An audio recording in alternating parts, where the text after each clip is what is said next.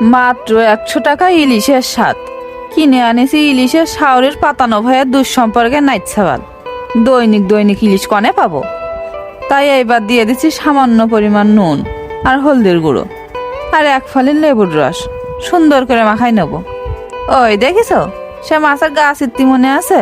তা ছুরি দিয়ে এপিট ওপিট চিড়ে নিলাম, থুয়ে দিলাম 10 মিনিটের জন্য রেস্টে। মাছের মধ্যে সব ঢুকিয়ে যাক। এইবার কড়াইতে পেট্রোল পাম উবুর করে ঢেলে দিলাম থুকু সোয়াবিন তেল। তেলটা গরম হলেই একে একে ছেড়ে দিলাম মাছগুলো। অল্প আছে এপিট ওপিট সুন্দর লাল লাল মশমশা করে ভেজে নিতে হবে। ভাজা হয়ে গেলে আবার অন্য একটা পাত্রে উঠোই নিলাম। এইবার ওই তেলের মধ্যেই দিয়ে দিচ্ছে ঘেঁচড়া করে বাইটে রাখা পেঁয়াজ আর রসুন, আরও যাচ্ছে কাঁচা ঝাল জিরা। এইবার যাচ্ছে হলদির গুঁড়ো আর একটুখানি নুন। তারপর দিলাম বিলাতি ধনে পাতা কুচি, একটু ঘিরান বেরোবে না। আর দিলাম 4-5টা শুকনো ঝাল। এইবার অল্প আছে সুন্দর করে ভাজা ভাজা করে নিতে হবে। যে লাল লাল ভাব চলে আইছে সেই দিয়ে দিতে হবে আগে থেকে ভেজে রাখা ইলিশ মাছগুলো। তা মাছগুলো দিয়ে একটু ঢেকে দিলাম।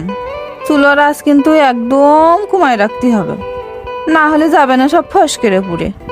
ও কড়ালে বেড়ে একটা ভাজা হয়েছে, কাঁটাগুলো একেবারে মুচমুচে হয়ে গেছে। এই মাছের কাঁটাটাও যে খাতে কি স্বাদ! চাবানোর সময় মনে হয় যেন একদম ইলিশের বাচ্চা ধরে খাচ্ছি। তা আজকে চলে যাচ্ছি, তোমরা কিন্তু ভাইজে খাবা। ধন্যবাদ।